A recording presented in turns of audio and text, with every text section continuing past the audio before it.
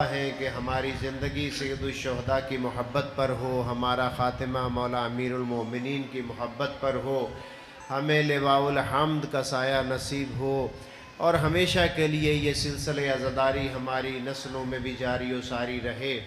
ان صفوف عزا کے حقیقی وارث منتقم خون شہداء کربلا حضرت ولی عصر کے ظہور میں تعجیل کے لیے ایک مرتبہ پھر صلوات پڑھ دیجئے۔ اللہم صلی علی محمد و علی محمد۔ جیسا کہ میں ہر سال عرض کرتا ہوں کہ یہ 2-3 دن انتہائی اہمیت کے حامل ہوتے ہیں۔ 28 صفر 2 معصوم ہستیوں کی شہادت کا دن ہے۔ بانی اسلام رسول اعظم صلی اللہ علیہ وآلہ وسلم کی رحلت کا بھی یہی دن ہے، ارتحال و انتقال کا بھی یہی دن ہے، اور ان کے سبت اکبر سیدہ شباب اہل الجنہ کی پہلی کڑی معصومین میں سے، ان معصوم ہستیوں میں سے خداوند متعال کی 5ویں نشانی، 4تھی نشانی، اور اسی طریقے سے ائمہ ہدیٰ میں سے دوسرے امام حسن مجتبیٰ کی شہادت کا بھی دن ہے، اور پھر ساتھ ہی ساتھ ہمارے 8ویں آقا و مولا 10ویں معصوم حضرت علی بن موسیٰ الرضا علیہ السلام کی شہادت کا دن بھی 30 صفر ہے، جسے معمولاً 29 کو منایا جاتا ہے، چونکہ چاند کے ایام لازم نہیں ہے کہ اس میں بھی 30 آئے، تو لہٰذا یہ دن آپ کو بہت سی ہستیوں کے تعارف پر مجبور کرتا ہے، بہت سی ہستیوں کے ذریعے سے آپ اپنے قلوب کو منور کر سکتے ہیں، بہت سی ہستیوں کے ذریعے سے ہم اپنی بیٹری کو چارج کر سکتے ہیں، بہت سی ہستیوں کے ذریعے سے ہم اپنی معرفت کو بڑھا سکتے ہیں۔ اسی حوالے سے میں نے آپ کی خدمت میں رسول اعظم کا ایک فرمان عرض کیا، جس میں رسول اعظم حضرت امام مجتبیٰ کے بارے میں فرماتے ہیں، اور رسول اعظم کی نگاہ تا قیام قیامت ہے، جانتے ہیں کہ میرے اس فرزند کے اوپر کون سے الزامات لگ سکتے ہیں، کون سی مشکلات پیش آ سکتی ہیں۔ فرماتے ہیں لو کان العقل رجلا، اگر خداوند متعال یہ چاہے کہ عقل کو جسم کی صورت میں انسانیت کو دکھانا چاہے، کانا حسنا، تو وہ میرے بیٹے حسن کی صورت میں ہوگا۔ یعنی فرما رہے ہیں کہ امام مجتبیٰ جو کام بھی اپنی زندگی میں کریں گے وہ عین عقل ہوگا، بلکہ عقل کو سیرت امام مجتبیٰ کے مطابق پرکھنا ہوگا۔ جیسے امام مجتبیٰ کے بابا کے بارے میں فرمایا کہ حق کو اگر پہچاننا ہوگا تو اس کا میزان علی علیہ السلام ہے۔ لہٰذا اس طریقے سے رسول اعظم نے امام مجتبیٰ کے خلاف آنے والے زمانے میں ہونے والی تمام سازشوں کے خلاف ایک مضبوط قلعے کی تعمیر کی۔ کون رسول اعظم؟ وہ رسول اعظم کہ جن کے بارے میں ہمیں بھی صحیح طریقے سے معلوم نہیں ہے کہ انہیں زہر دیا گیا یا وہ اپنی عادی زندگی گزار کر اس دنیا سے رخصت ہو گئے۔ ایسی سازشوں کا شکار ہوئے رسول اعظم اپنی زندگی میں، صرف زندگی میں نہیں بلکہ طول تاریخ میں رسول اعظم کے نام پر مسلمان نما لوگوں نے اسلام کو جتنا نقصان پہنچایا شاید کسی کے نام پر پہنچایا گیا ہو۔ اس کا آپ اس 2023 میں ایک شاہکار دیکھ سکتے ہیں، جسے اصحاب و اہل بیت کی حرمت کا بل قرار دیا گیا ہے۔ آپ اس کے الفاظ کو پڑھیے، اس میں کوئی بھی ڈیفینیشن واضح نہیں ہے۔ ایک مرتبہ صلوات پڑھ لیجئے محمد وآل محمد کی ذات پر۔ خداوند متعال مومنین محمد والا کو یہ توفیق دے کہ محترم خواتین کے لیے ایک الگ حال تعمیر ہو جائے، وگرنہ ظاہر ہے انبیاء بھی خواتین کو خاموش نہ کروا سکے۔ ایک دفعہ صلوات پڑھ دیجئے محمد وآل محمد کی ذات پر۔ رسول اعظم صلی اللہ علیہ وآلہ وسلم کی ذات مبارک اور اسم مبارک کے ذریعے سے مسلمانوں نے جتنا نقصان اسلام کو پہنچایا شاید کسی اور طریقے سے پہنچایا گیا ہو۔ بل بنایا گیا کہ جو شخص بھی توہین کرے گا صحابہ کی اور اہل بیت علیہم الصلاۃ والسلام کی، اسے فلاں فلاں فلاں فلاں سزا دی جائے گی۔ عجب بل ہے کہ جس میں جن لوگوں کی توہین کو قابل سزا جرم قرار دیا گیا ہے ان افراد کی تعریف ہی نہیں کی گئی کہ آپ سے مراد کون لوگ ہیں، کیونکہ جب ہمیں مراد کا پتہ چلے گا پھر ہم قرآن کو بچا سکیں گے۔ کیوں؟ اس لیے کہ ہم کون ہوتے ہیں؟ کسی محب رسول اعظم صلی اللہ علیہ وآلہ وسلم کی توہین کرنے والے۔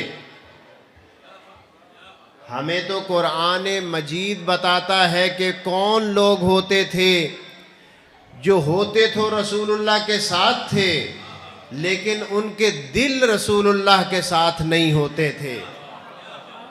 اگر سب کے سب دل و جان و قلب کے ساتھ رسول اللہ کے ساتھ ہوتے تو پھر خدا کو یہ نہ کہنا پڑتا ان اللہ و ملائکتہ یصلون علی النبی یا ایھا الذین آمنوا صلوا علیہ وسلموا تسلیما۔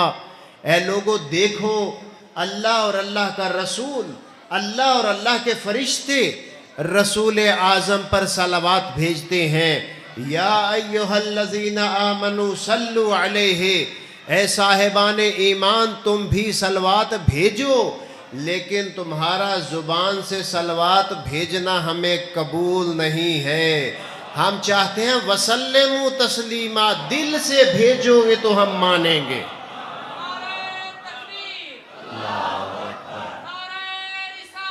یا رسول اللہ، یا علی۔ اس کا مطلب یہ ہے کہ رسول اللہ کے محضر مبارک میں جب آپ حیات طیبہ اس زمین کے اوپر گزار رہے تھے، ایسے افراد ہوا کرتے تھے جو اوپر ہی اوپر سے صلوات بھیجتے تھے لیکن ان کے پیٹ میں مروڑ اٹھتا رہتا تھا۔ اسی لیے قرآن نے کہا وسلموا تسلیما، میں اور میرے فرشتے صلوات بھیجتے ہیں، تم بھی بھیجو، لیکن وسلموا تسلیما، پہلے رسول کو دل سے تسلیم کرو، اس کے بعد ہم تمہاری صلوات کو قبول کریں گے۔ اب کل کو کوئی اٹھ کر کہے کہ یہ آیت بھی ہمارے بل کے خلاف ہے کیونکہ وسلموا تسلیما تو بہت سے لوگوں کے دل کے کج روی کو بتا رہا ہے، اس کا مطلب یہ ہے کہ پھر آیت نکالنی پڑ گئی نا، پھر تو آیت نکالنی پڑ گئی۔ پھر آگے چلیں گے، کوئی پوچھنے والا پوچھ لے گا سادہ دل انسان کہ انسان یا مسلمان ہے یا کافر، یعنی یا خدا کو مانتا ہے یا نہیں مانتا، جو نہیں مانتا وہ کافر، یا کوئی شخص بہت سے خداؤں کو مانتا ہے وہ مشرک۔ ایک مسلمان ہو گیا اللہ کو ماننے والا، نہ ماننے والا ہو گیا کافر، جو خدا کے ساتھ کسی کو شریک مانتا ہے وہ مشرک۔ اچھا، اب قرآن مجید کو اٹھا لیجئے، مسلمانوں کے لیے تو پورا قرآن نازل ہوا، مشرکین کی ڈیفینیشن بھی خداوند متعال نے سورہ توبہ میں بتلا دی، لیکن کوئی سورہ مشرکون نازل نہیں کی، کیونکہ مشرکین کا پتہ تھا کہ کون ہے، لیکن خداوند متعال نے ایک اور پورا سورہ نازل کر دیا اور اس کا نام بھی سورہ منافقون رکھ دیا۔ اب آپ مجھے بتائیے کہ یہ منافقون کو آپ مسلمانوں میں شامل کریں گے، کافروں میں شامل کریں گے، مشرکین میں شامل کریں گے، آخر ان کو کس میں شامل کریں گے؟ اگر یہ کسی میں شامل ہوتے تو خدا سورہ منافقون کو نازل کیوں کرتا؟ یہ جو اسپیشلی نزول ہوا یہ میں اور آپ تو نہیں لے کر آئے، یہ قرآن مجید کسی شیعہ نے تو نہیں اتارا۔ ہاں، اگر شیعوں کے بے عیب عقائد کے مطابق اترا ہے تو پھر خدا کو بھی شیعہ ماننا پڑے گا۔ اور وہ شیعہ بھی اس معنی میں مانیں گے کہ خدا اہل بیت علیہم الصلوۃ والسلام سے محبت کرتا ہے اور ہمیں بھی محبت کا حکم دیتا ہے۔ لا اسألکم علیہ اجرا الا المودۃ فی القربى، اے میرے حبیب ان کو بتا دیجئے رسالت کا تم کوئی اجر نہیں دے سکتے، اگر اجر دینا ہے تو دل سے میری قربا سے، میرے اہل بیت سے مودت کرو، محبت کرو، دل سے محبت کرو، یہی اجر رسالت ہے۔ اس کا مطلب یہ ہوا کہ اگر کوئی شخص اہل بیت علیہم الصلوۃ والسلام سے محبت نہیں کرتا، مجھے تھوڑا رک لینے دیجئے، اگر امام بارگاہ میں ایک بندہ محنت آ کر کرتا ہے، مزدوری کرتا ہے، وہ کہتا ہے میں آپ سے کوئی پیسے نہیں لوں گا، خدا اس کو اجر دے گا، اس کا اجر محفوظ ہے سید الشہداء کے ہاں۔ آپ کو زیادہ افراد کی ضرورت ہے، آپ جاتے ہیں مزدور لے کر آتے ہیں، وہ کہتا ہے جی میں غریب آدمی ہوں، میں دل و جان سے خدمت کروں گا امام بارگاہ کی، لیکن میرے گھر کا چولہا نہیں چلتا، میں 1000 روپے آپ سے لوں گا۔ آپ کہتے ہیں ٹھیک ہے میں دوں گا۔ آپ سارا دن مزدوری کرواتے ہیں، شام کو اس کو 1000 روپیہ نہیں دیتے تو آپ غاصب کہلائیں گے۔ کام تو اس نے امام بارگاہ کا کیا، لیکن غاصب آپ کہلائے کہ آپ نے اسے 1000 دینا تھا۔ خدا فرما رہا ہے لا اسألکم علیہ اجرا الا المودۃ فی القربى، جو میرے رسول کی رسالت میں زحمات کی گواہی دیتا ہے اس کے لیے ضروری ہے کہ وہ قربا سے محبت کرے۔ اگر کوئی قربا سے محبت نہیں کرتا تو وہ کم از کم غاصب تو ہے۔ ہمیں غاصب کسی کو بنانے کے لیے بہت دور نہیں جانا پڑے گا، کوئی واقعہ ہمیں بتلانا نہیں پڑے گا، وہ آیت ہی بتائے گی۔ جو شخص بھی رسول اللہ کی قربا سے محبت کرتا ہے وہ شخص حق کے راستے پر ہے، جو مودت سے پیش نہیں آتا وہ شخص غاصب ہے، اور غاصب کبھی بھی بہشت میں نہیں جا سکتا۔ یہ بھی آیت ان کے خلاف چلی گئی۔ پھر خداوند متعال آپ کو مدینہ منورہ کی زیارت پر لے جائے۔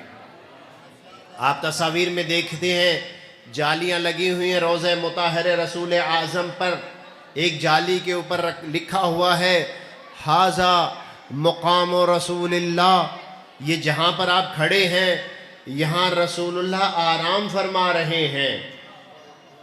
آپ ہاتھ اٹھائیں گے، وہاں ایک صاحب کھڑے ہوں گے، وہ کہیں گے پاگل ہو گئے ہو، رسول تو سنتا نہیں ہے، تم کیا ہاتھ اٹھا کر کھڑے ہو؟ اس کو آپ ذرا کہیے گا یہ آیت اوپر لکھی ہوئی ہے، وہاں پر لکھی ہوئی ہے یہی آیت یا ایھا الذین آمنوا لا ترفعوا اصواتکم فوق صوت النبی، اے لوگو تم رسول اللہ کے بالکل پاس کھڑے ہو، تمہاری آواز رسول اللہ کی آواز سے اونچی نہیں ہونی چاہیے۔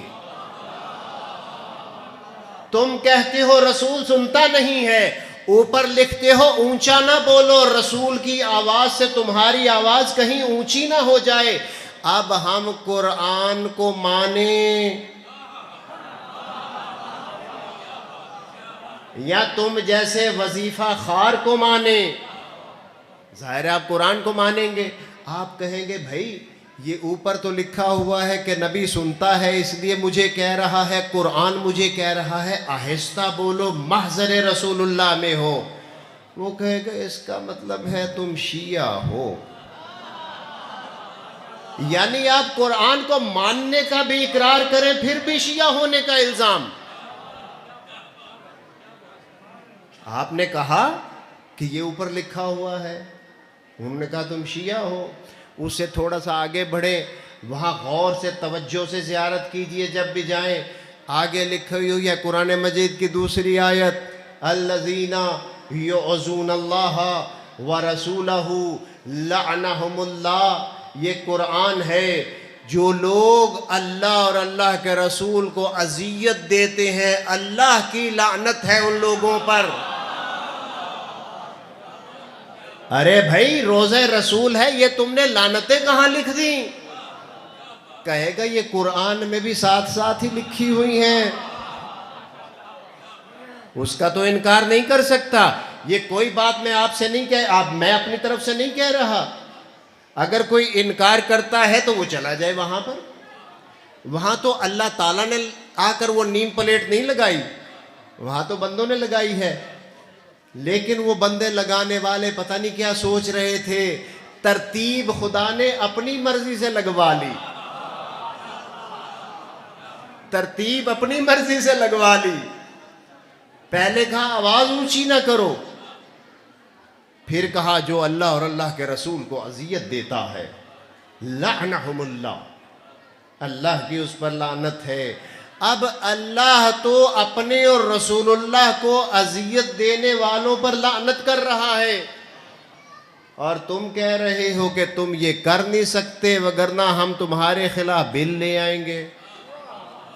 پہلے اللہ کے خلاف بل لے کر آؤ، اللہ کے رسول کے خلاف بل لے کر آؤ، قرآن کے خلاف بل لے کر آؤ۔ ہم تو چوتھے نمبر پر آتے ہیں اور مانتے بھی ہم چوتھے کو ہی ہیں۔ ایک مرتبہ مل کر صلوات پڑھ لیجئے محمد والے محمد کی ذات پر۔ یہ عظمت رسول اعظم ہے۔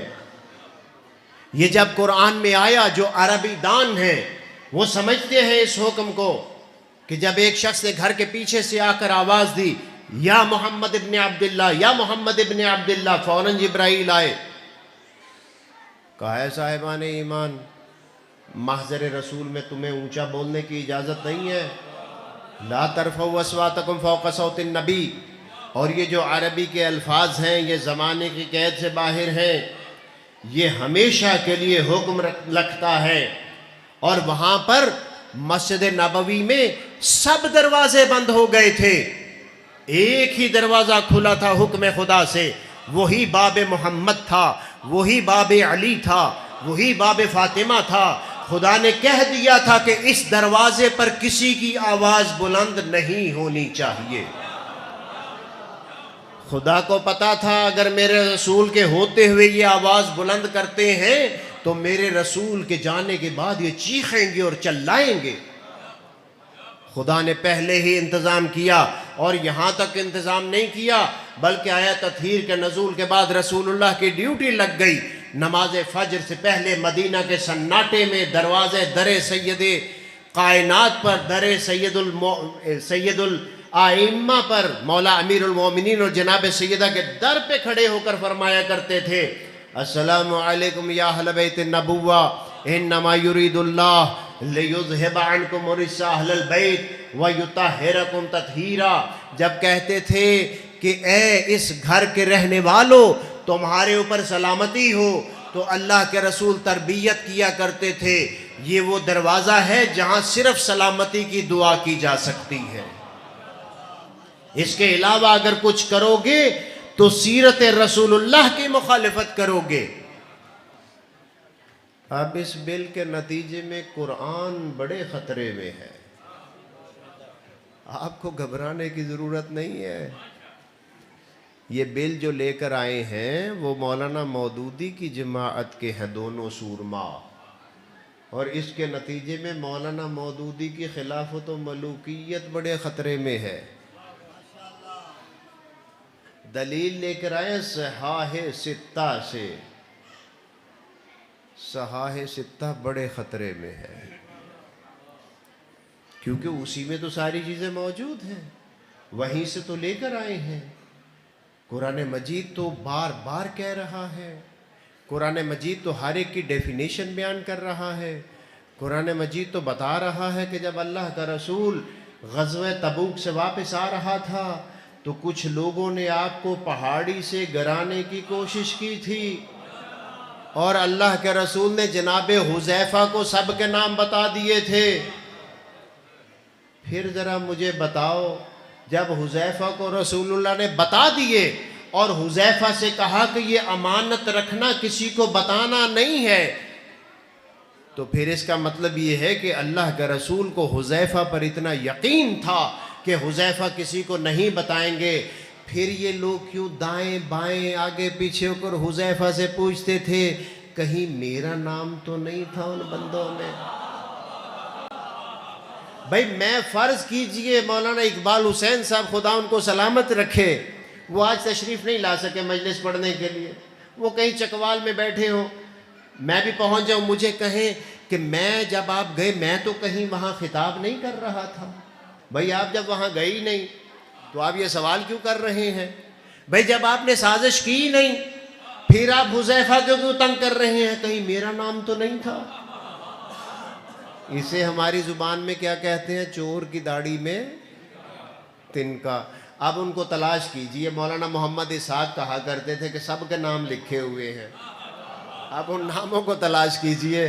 اب غزوہ تبوک کے اس معرکے کو نکال دیجئے قرآن مجید سے، احد میں بھاگنے والوں کو نکال دیجئے پھر قرآن مجید میں سے۔ بھائی ماننا ہے تو سب کو مانو، نہیں ماننا تو پھر رسول اللہ کی سیرت پہ عمل کرو۔ جو رسول اللہ کی سیرت ہے، رسول اللہ نے جنہیں منوایا ان کی مانو۔ رسول اللہ کی سیرت تو یہ تھی کہ جب رسول اللہ کبھی حسین علیہ السلام کو، کبھی امام حسن مجتبیٰ کو کاندھوں پر اٹھا کر باہر نکلتے تھے اور کبھی دونوں کو اٹھا کر نکلتے تھے تو دیکھنے والے کہتے تھے سواری کتنی اچھی ہے۔ اللہ کے رسول جانتے تھے یہ تاریخ لکھوا رہے ہیں۔ اللہ کے رسول فرمایا کرتے تھے یہ بھی تو دیکھو کہ سوار کتنے عظیم الشان ہیں۔ اللہ کے رسول بتایا کرتے تھے اے امت محمدیہ کہیں بھول نہ جانا، یہ دونوں جوان اس مقام پر فائز ہیں کہ اگر ان کو بٹھانا ہو تو کم از کم مہر نبوت کے سوار ہیں۔ یہ مہر نبوت کے علاوہ یہ نہیں بیٹھ سکتے۔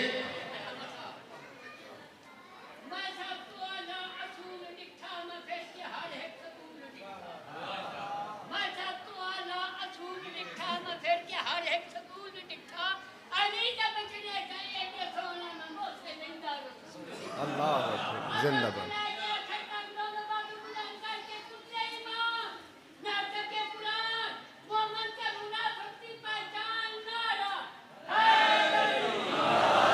سلامت رہے، سلامت رہے، سلامت رہے۔ رسول اللہ نے مکمل تعارف کروایا، حسنین شریفین کا بتایا کہ ان کا بیٹھنے کا مقام کم از کم مہر نبوت ہے۔ مہر نبوت پہ کیا لکھا ہوا تھا؟ محمد الرسول اللہ۔ ان کا مقام وہ ہے۔ اور پھر خدا کے سب سے بڑے دشمنوں کو توڑنے کا جب موقع آیا، حبل و لات و عزا کو توڑنے کا موقع آیا تو پھر حسنین شریفین کے بابا کے قدم وہاں تھے جہاں حسنین بیٹھا کرتے تھے۔ یہی وجہ تھی جب مولا کائنات ظاہری خلافت پر فائز ہوئے تو اب بڑے کانا پھوسی ہو رہی تھی کہ پہلے صاحب تو بڑے معدب تھے، انہوں نے کہا میں رسول اللہ کی سیٹ پر نہیں بیٹھوں گا، میں ایک پلہ نیچے بیٹھوں گا۔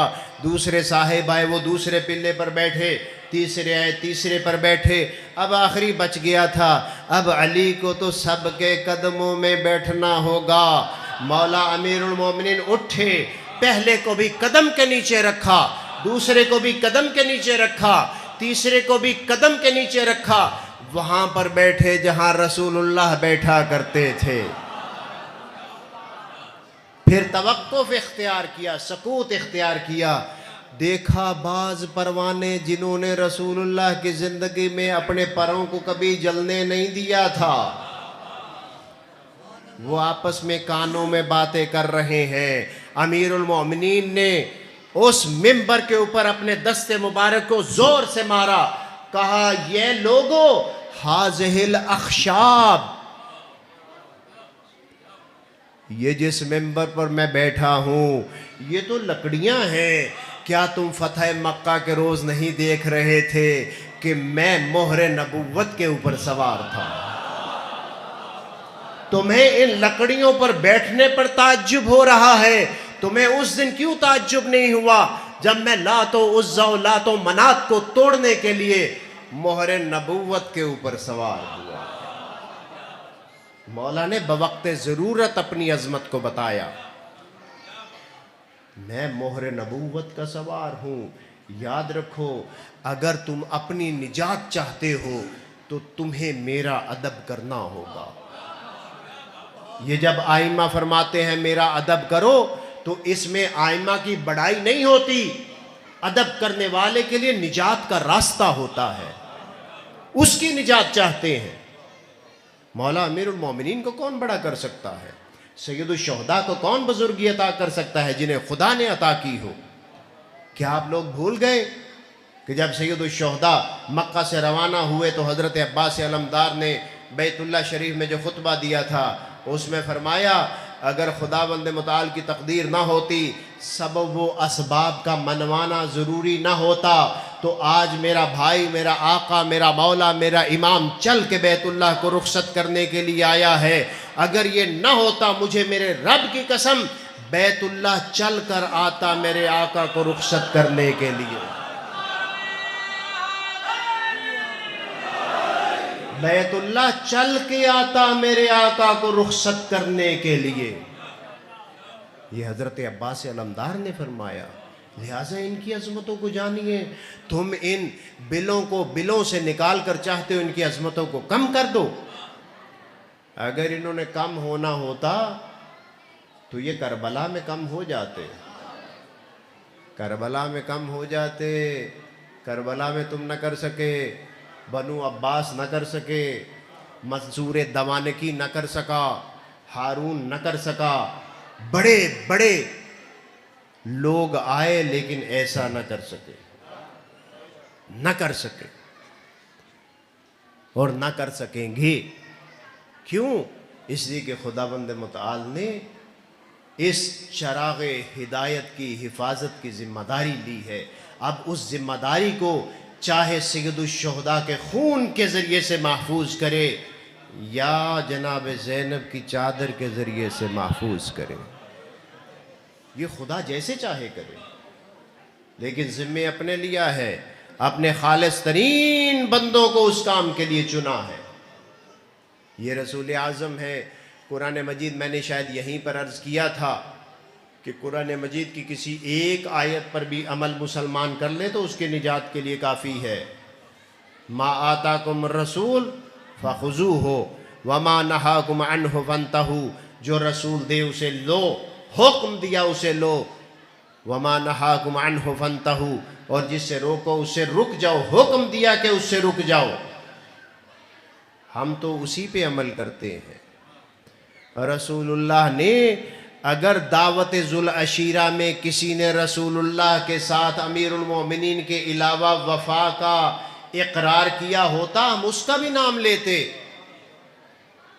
اور اگر 23 سال گزرنے کے بعد میدان غدیر میں رسول اللہ نے کسی کے ہاتھ کو بلند کیا ہوتا ہم اس کا بھی نام لیتے. ہمیں اللہ کے رسول کے کہنے پر چلنا ہے.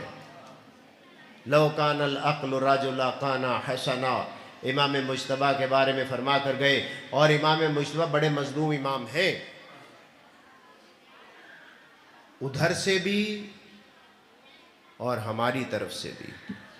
ہمیں کتنی معرفت ہے امام مجتبیٰ کی. امام مجتبیٰ وہ عظیم الشان ہستی کہ جنہیں اللہ کے رسول ہمیشہ, جنہیں امیر المومنین ہمیشہ رسول اللہ کا فرزند کہہ کر پکارا کرتے تھے. جو جوانان جنت کے سردار, جن کے اوپر اپنے بیٹے محمد حنفیہ کو ہمیشہ قربان کرنے کے لیے آمادہ رہتے تھے مولا امیر المومنین. اگر کوئی بڑی مشکل پیش آ جاتی تو فرماتے کہ مجھ سے کیا پوچھتے ہو, میرے بیٹے حسن سے پوچھو. ہر مشکل موقع پر تعارف کرواتے تھے امام مجتبیٰ کا. اور یاد رکھیے امام مجتبیٰ اپنے وقت کے حسین تھے. اگر امام مجتبیٰ 60 ہجری میں ہوتے وہی کام کرتے جو سید الشہداء نے کیا.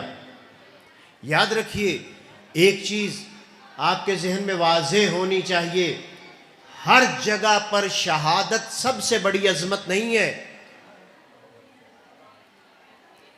جنگ خندق، ایک شخص آیا، اس نے خندق کو کراس کیا، اونچی آواز سے بولا۔ قرآن کہہ چکا تھا اے صاحبان ایمان تم نے تو اونچی آواز سے نہیں بولنا۔ وہ مشرک اونچی آواز سے بولا، اللہ کے رسول نے فرمایا من لہذا القالب، اس کتے کے لیے کون ہے؟ گویا کہ اللہ کے رسول نے اس آیت کی تفسیر بھی کر دی کہ اگر کوئی محضر رسول میں اونچا بولے تو وہ کم از کم کتا ہے۔ من لہذا القلب، رسول اللہ اخلاق کو مکمل کرنے کے لیے آئے تھے۔ انک لعلی خلق عظیم، خلق عظیم پر فائز ہستی کہ وہ اونچا بولا، فرمایا من لہذا القلب، کون ہے اس کتے کی زبان کو بند کرنے والا؟ امیر المومنین چلے، کیا فرمایا؟ برز الایمان کلو الی الکفر کلے، کل کا کل ایمان کل کے کل کفر کے مقابلے پر جا رہا ہے۔ اگر وہاں پر حضرت امیر المؤمنین شہید ہو جاتے تو یاد رکھیے خندق کے دن ایمان ختم ہو جاتا۔ کیوں؟ کیونکہ رسول اللہ نے فرمایا تھا کل کا کل ایمان کل کے کل کفر کے مقابلے پر جا رہا ہے۔ اگر ایمان شہید ہو جاتا تو ایمان ختم ہو جاتا۔ لہٰذا جیسے ہی کفر کو مارا باقی سب بھاگ گئے۔ جنگ خندق میں، جسے قرآن نے جنگ احزاب کہا، کم ترین قتل جنگ خندق میں ہوئے تھے، 3 قتل ہوئے تھے، اور اس کے بعد آندھی چلی اور کفار و مشرکین سب بھاگ گئے، فرار ہو گئے۔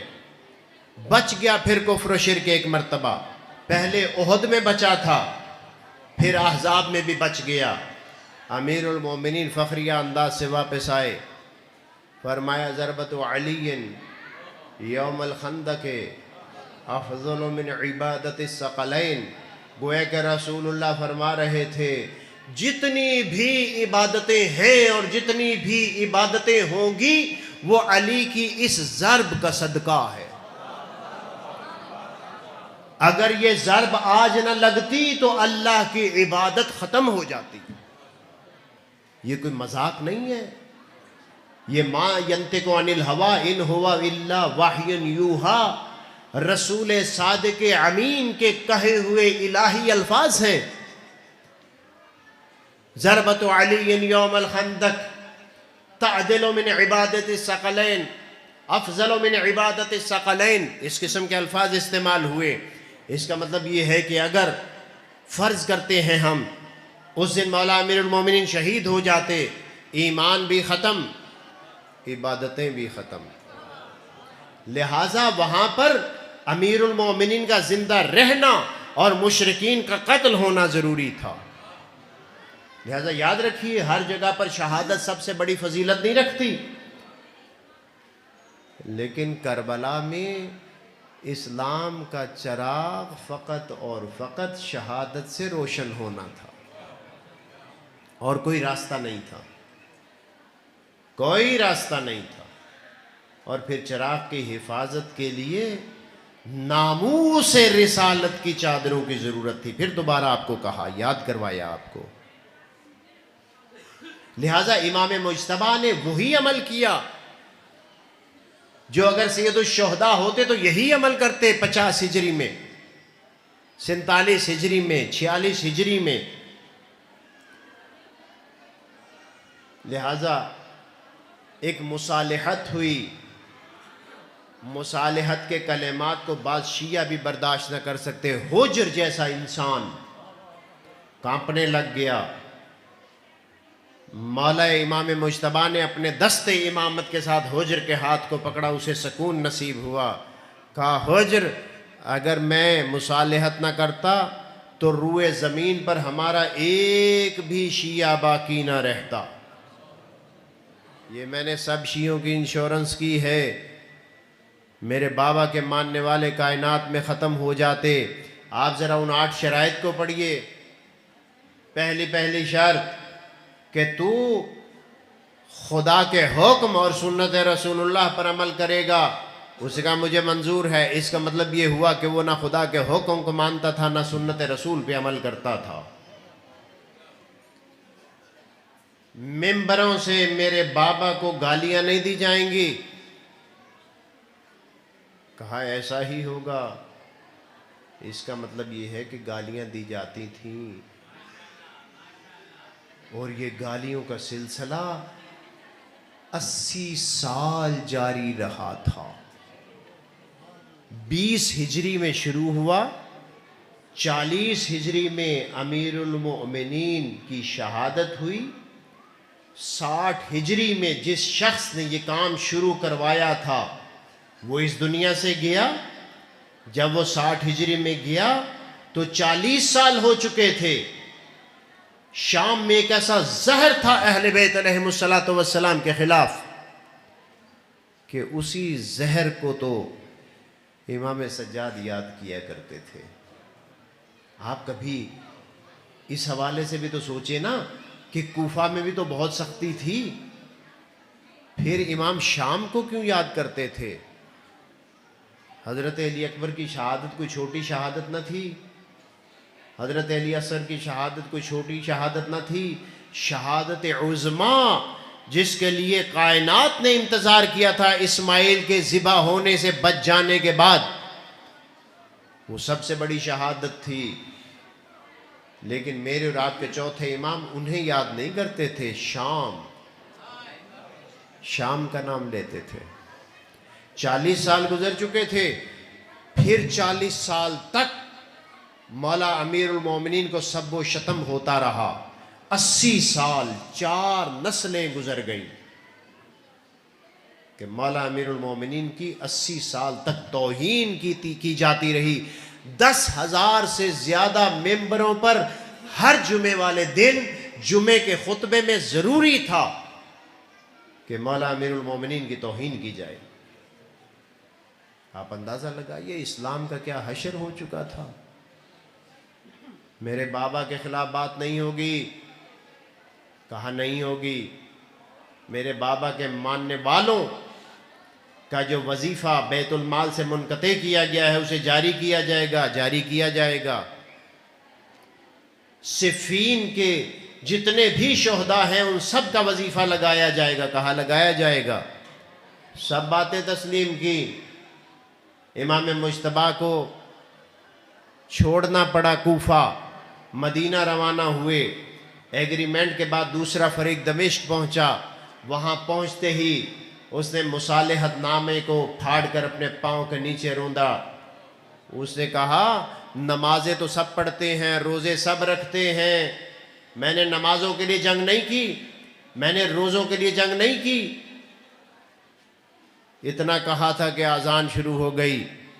4 دفعہ اللہ اکبر کہا گیا، 2 دفعہ لا الہ الا اللہ کہا گیا. اس کے بعد جیسے ہی کہا گیا اشہد ان محمد رسول اللہ، فوراً کہتا ہے جب تک اس نام کو میں ختم نہیں کر دوں گا چین سے نہیں بیٹھوں گا.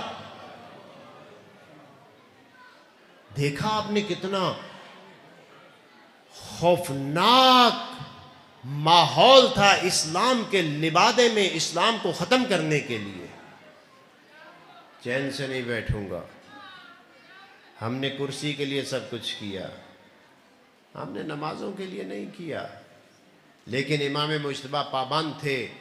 سید الشہداء امام مجتبیٰ کی شہادت کے بعد 10 سال تک پابند رہے، یہاں تک کہ امام مجتبیٰ کے دور اور سید الشہداء کے دور کے آخر میں جس شخص سے امام مجتبیٰ نے ایگریمنٹ کیا تھا وہ اس دنیا سے چلا گیا. اس کے بعد اگلا معرکہ شروع ہوا. وہ ہماری گفتگو کا حصہ نہیں ہے. بس میں اپنی گفتگو کو تمام کروں، آپ کو 2 کردار یاد کروا دوں.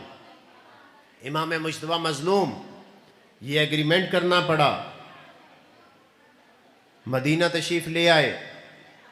آپ کو 6 مرتبہ زہر دیا گیا. کبھی آپ کے عصا میں، کبھی آپ کے جوتوں میں، کبھی آپ کی غذا میں. 7ویں مرتبہ زہر روم سے منگوایا گیا. پتہ چلا کہ روم کے بادشاہ کے پاس بہت خاص زہر ہے. اگر ایک قطرہ بھی بہت بڑے تالاب میں ڈال دیا جائے تو پہلے ہی سیکنڈ میں تالاب کی ساری مچھلیاں مر جاتی ہیں۔ اسے کہا کہ ہم نے ایک دشمن کو مارنا ہے۔ بادشاہ روم نے کہا کہ جن کے ساتھ ہماری دشمنی نہ ہو ان کے قتل کے لیے ہم کسی کی مدد نہیں کرتے۔ کہا کہ یہ اسی کا بیٹا ہے جس نے تم نصارہ کو بھی شکست دی تھی، روم والوں کو بھی شکست دی تھی۔ قرآن مجید میں سورہ روم موجود ہے، غلبت الروم، روم مغلوب ہو گیا۔ کہا اچھا اس کا بیٹا ہے، اس نے زہر بھیج دی۔ آپ کی بیوی جوہدہ نے آپ کی سراہی میں زہر ڈالی۔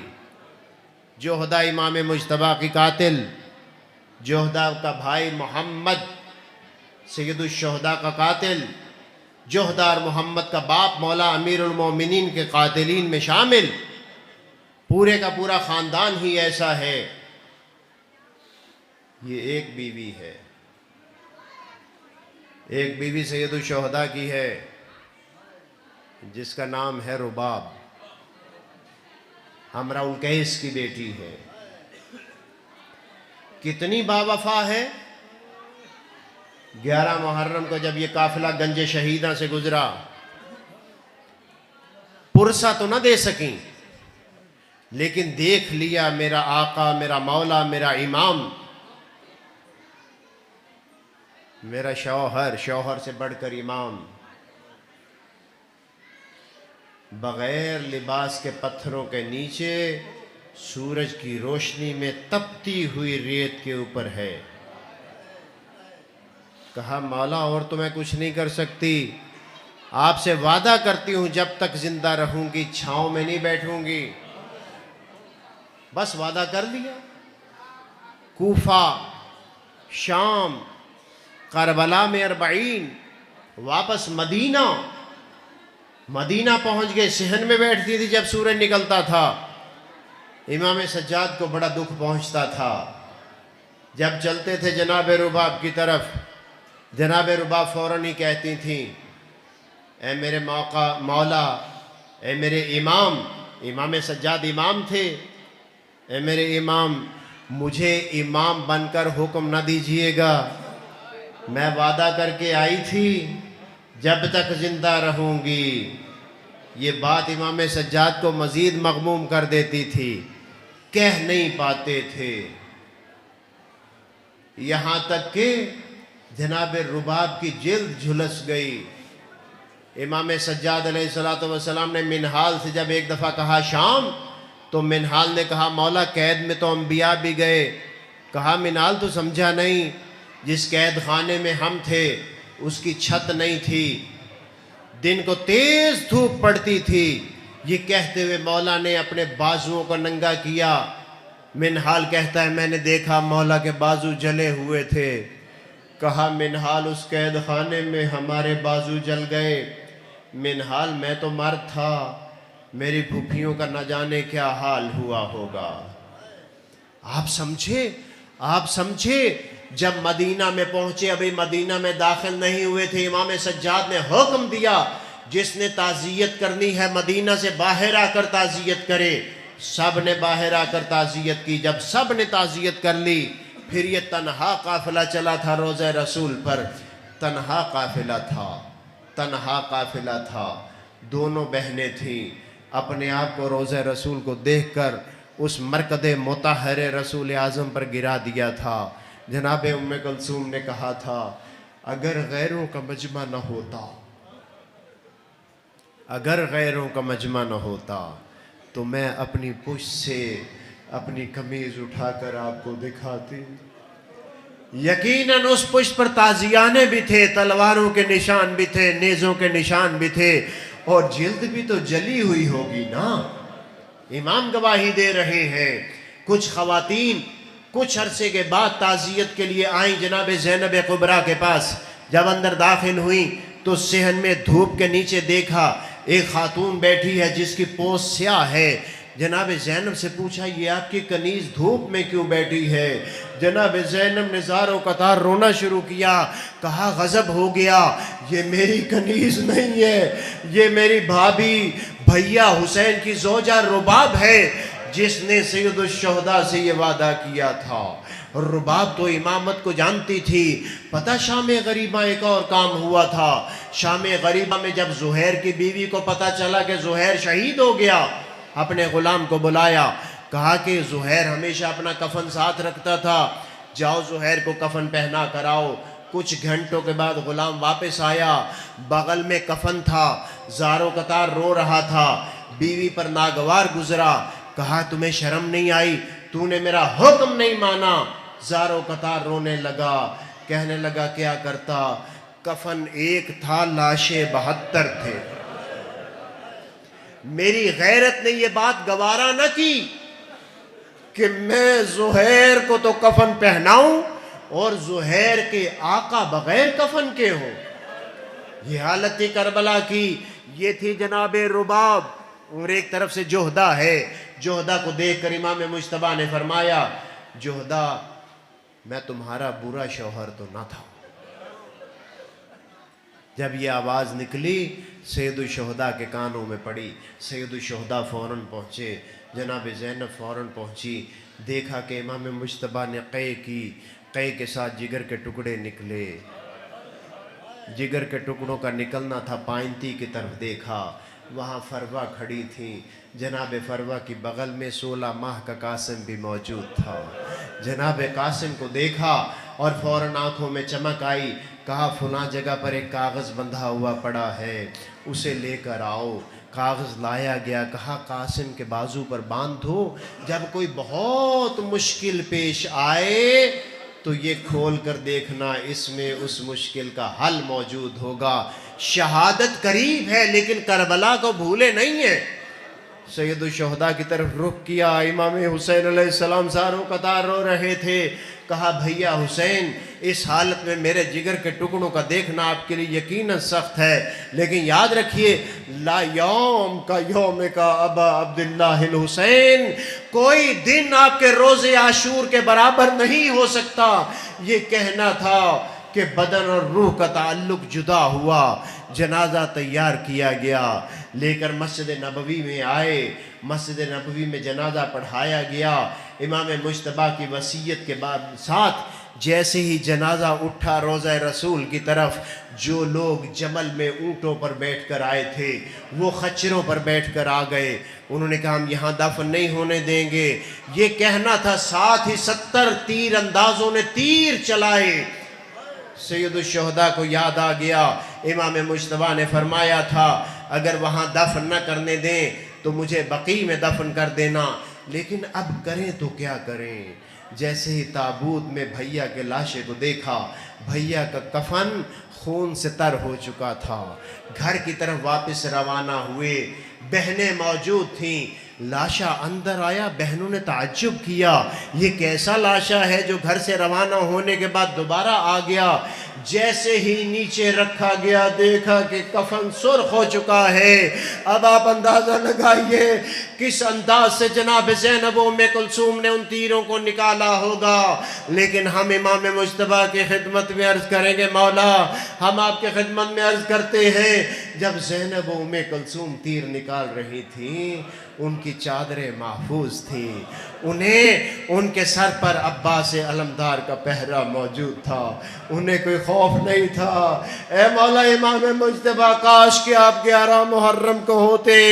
امام سجاد فرماتے ہیں جیسے ہی پھوپھی کی نگاہ بابا کے لاشے پر پڑی، پھوپھی کے ہاتھ پسے پشت بندھے ہوئے تھے، پھوپھی نے اسی حالت میں اپنے آپ کو پتھروں کے اس ڈھیر کے اوپر گرا لیا اور کہا انت الحسین، کیا تو ہی میرا ماجایا حسین ہے؟ الا لعنت اللہ علی القوم الظالمین وسیعلم الذین ظلموا ای منقلب ینقلبون۔